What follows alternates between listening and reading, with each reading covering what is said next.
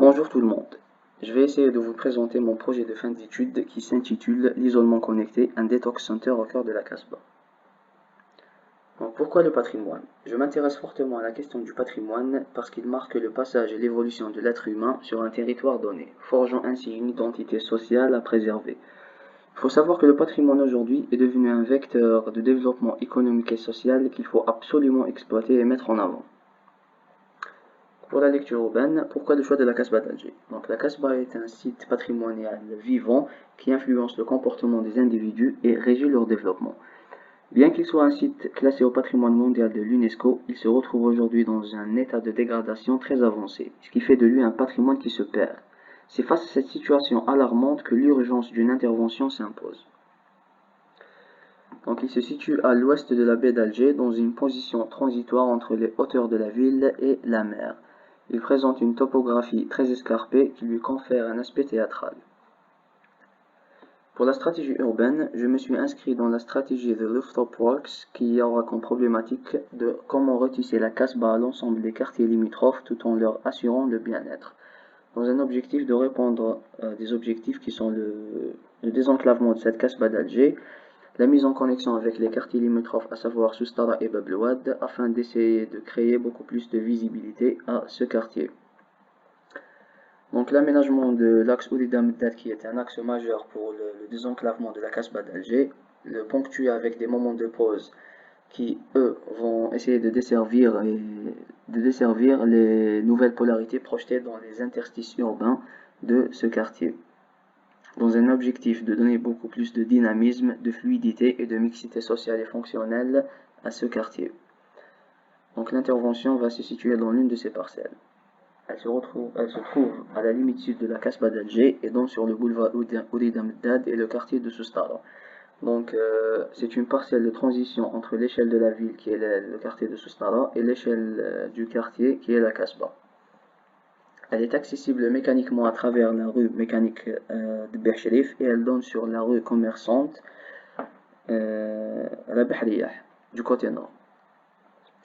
Elle présente une forme très irrégulière, donc en forme de L, et longe la rue la Bahriyah du côté nord. Elle présente une topographie en gradin, donc très escarpée aussi.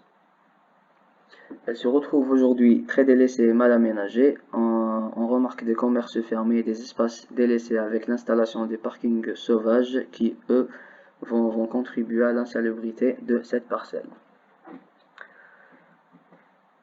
Donc, il faut savoir que le quartier de la Casbah est un quartier populaire avant qu'il soit un site classé au patrimoine mondial de l'UNESCO. Donc, il n'échappe pas aux problèmes sociaux majeurs tels que l'augmentation du chômage, la pauvreté et la pression sociale, ce qui contribue à créer un milieu hostile générant du stress, de l'anxiété et de l'insécurité à ses habitants.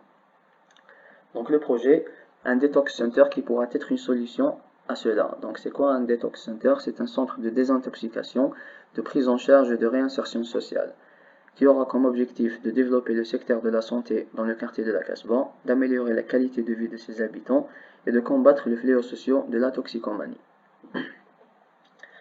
Il aura comme vocation, il sera un équipement à caractère sanitaire, social et éducatif qui va essayer de lier entre le soin et la formation. Donc il ne se limite pas à la seule approche du soin et propose ainsi la formation comme une sorte d'échappatoire après la finalisation du traitement.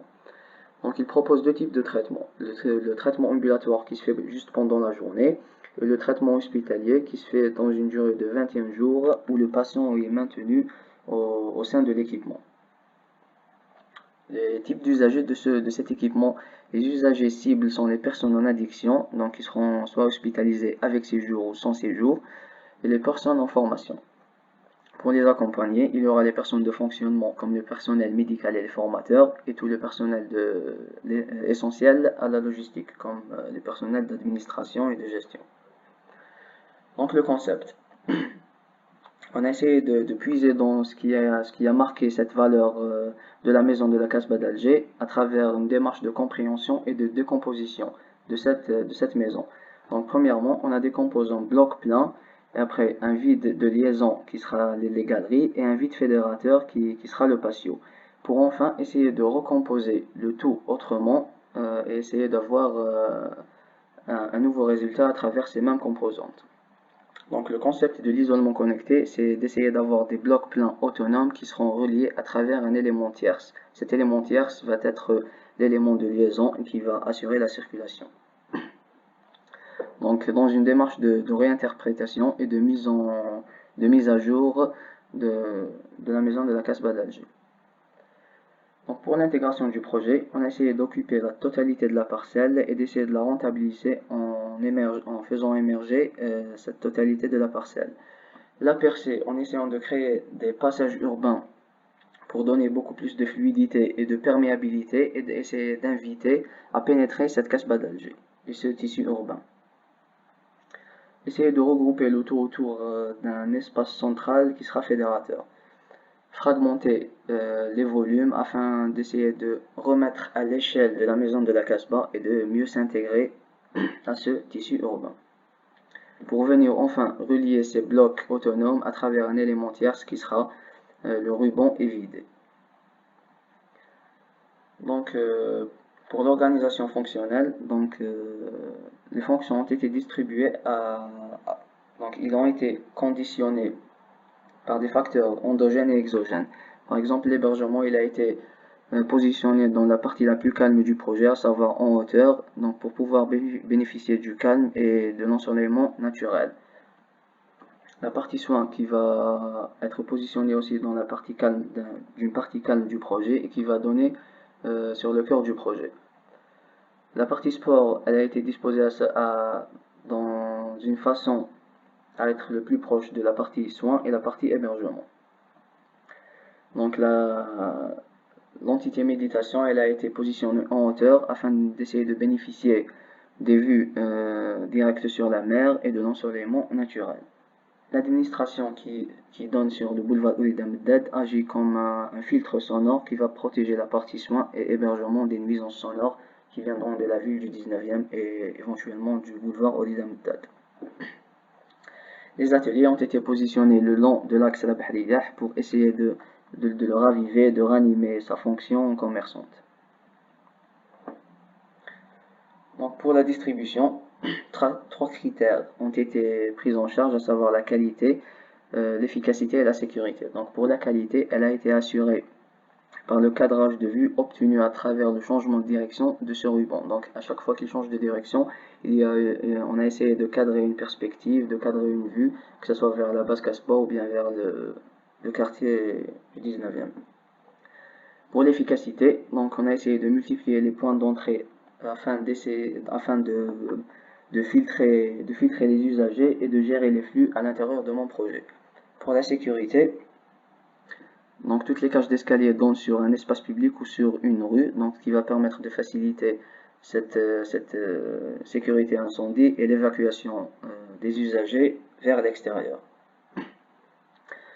Donc pour l'enveloppe, on a essayé de répondre à l'objectif d'assurer cette transition de langage entre le langage du 19e et le langage de la Casbah d'Alger.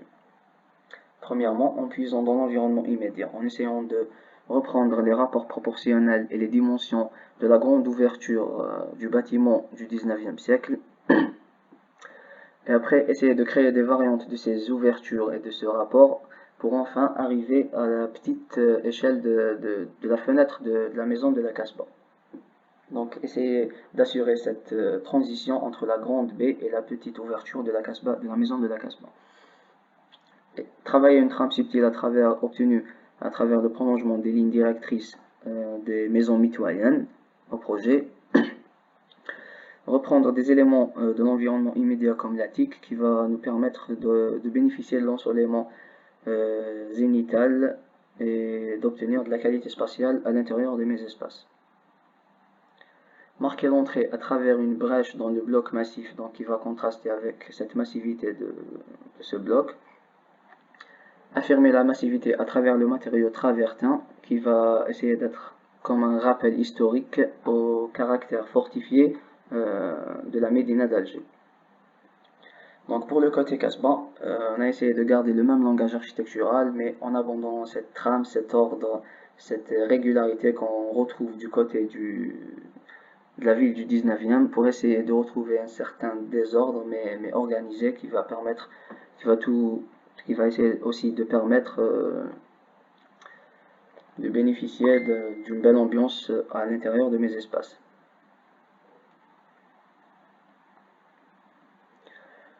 Donc le ruban ou l'élément tierce fédérateur, il a été traité différemment. Donc pour essayer de contraster avec la massivité des blocs, il a été traité avec du verre pour lui conférer cet aspect de légèreté voulu pour jouer le rôle de liaison de ces blocs massifs. Donc pour la valorisation et l'intégration patrimoniale, on a vu à travers cette présentation qu'il y a différentes manières de valoriser un patrimoine, à savoir la relation à l'urbain où implanter un projet dans un tissu urbain va contribuer à son désenclavement. Donc pour le concept, essayer de reprendre et de se référer à l'histoire pour essayer de créer une expression contemporaine. Donc pour le programme, à travers la proposition d'un programme qui va contribuer à améliorer la qualité de vie des habitants.